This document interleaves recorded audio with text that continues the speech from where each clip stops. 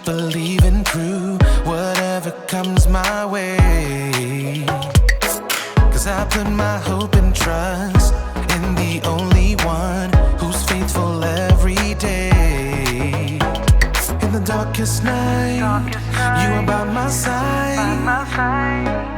I'm never alone because I know I can always trust you.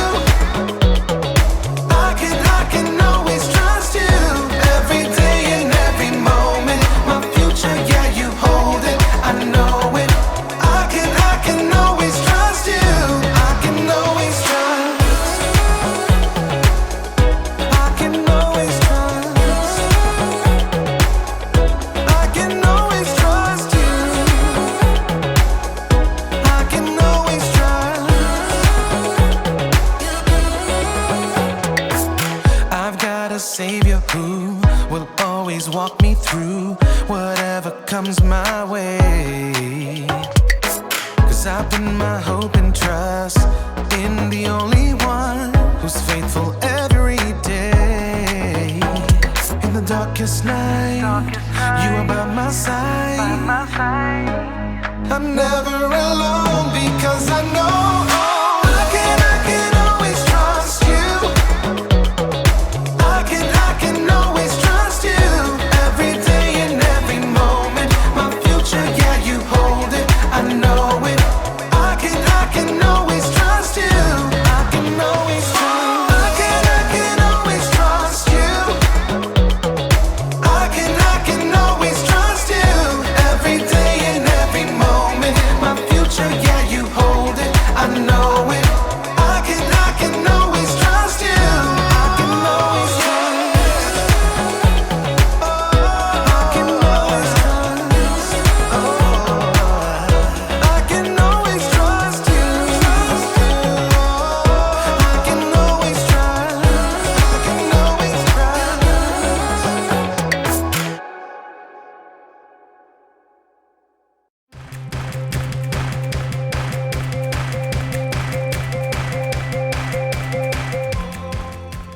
Hey everybody! My name's Erica, and I'm here to talk to you about contentment. Contentment is learning to be okay with what you have. And I mean, whatever you have. Let's take bicycles, for instance. You can be content if you have the best bicycle in the world. Like this one. This is top of the line. You could climb a mountain with this bike. And if you get tired of pedaling, it's got a motor that kicks in that helps you keep moving. Or maybe you have a bike like this.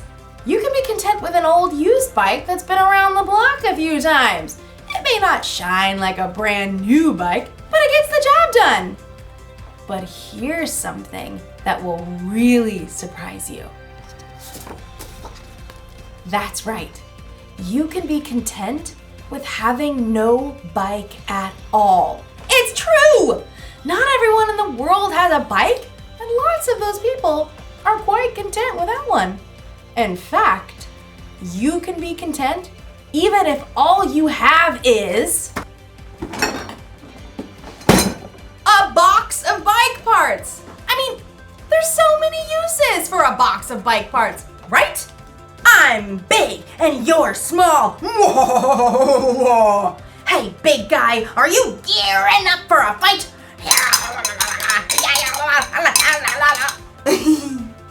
In today's story, we'll hear about the next step after contentment. I think you'll get a real kick out of this story. This is a kickstand. So many uses.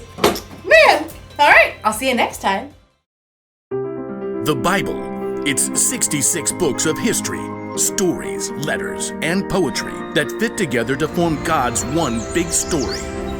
The epic adventure of how He created us and loves us so much that He made a way to rescue us. As we travel through the Bible, from Genesis to Revelation, we discover people who met God and found their lives changed forever. Now, for an amazing story, inspired by the book of 2 Corinthians, chapter 8, verses 1 through 5. As Sarah entered the cafeteria, bagged lunch in hand, Grace waved her over. "Hey, Sarah, We figured out the service project thing. Sarah slid into the seat beside Grace, across from Cassie and Rochelle.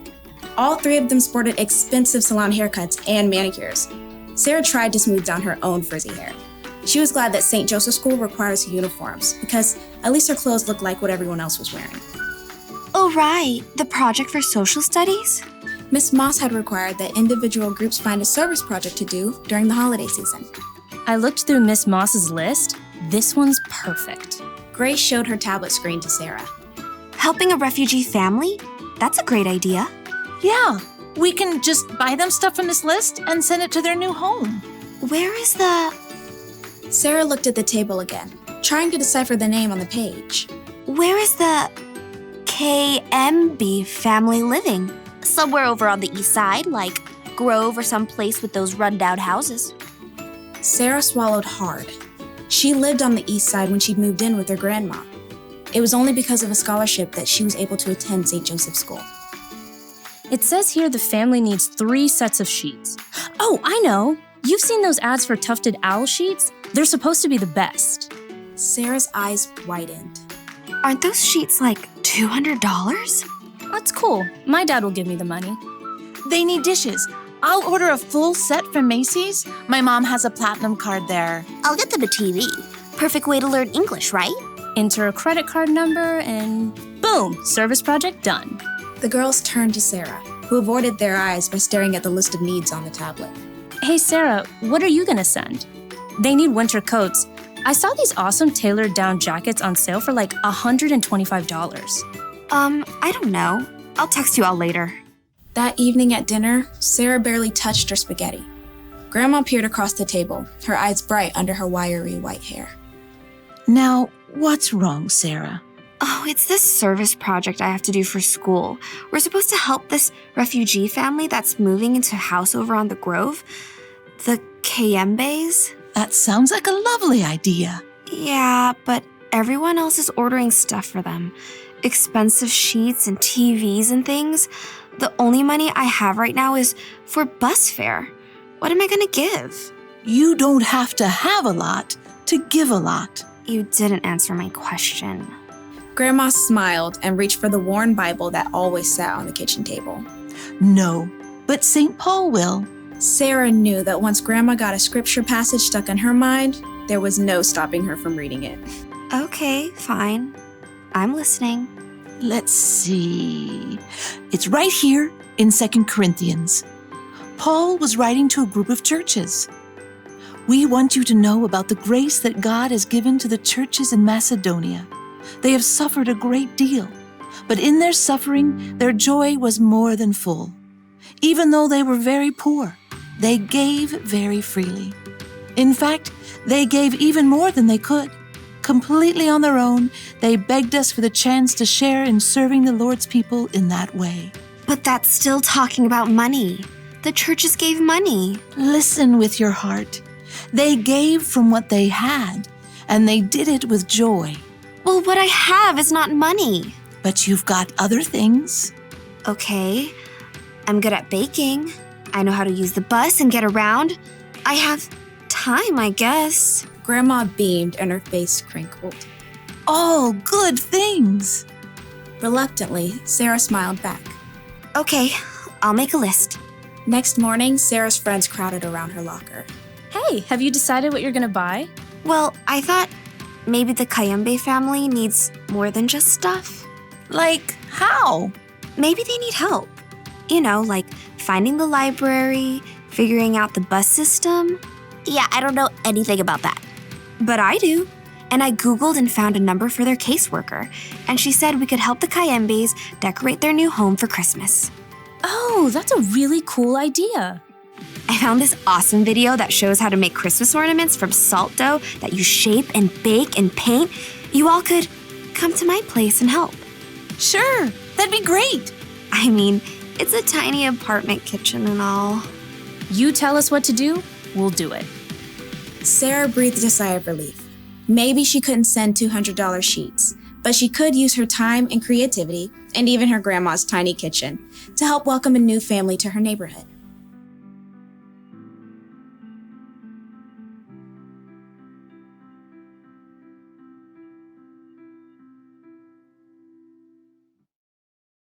The people in the Macedonian churches didn't have a lot, and yet somehow they were okay with that.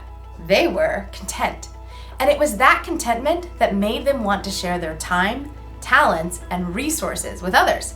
You see, when you learn how to be content, it makes you really see all the good things you have. You learn to be thankful for what you've been given, and the more thankful you are, the more likely you'll want to share what you have with someone else. Like, maybe I could share these bicycle parts.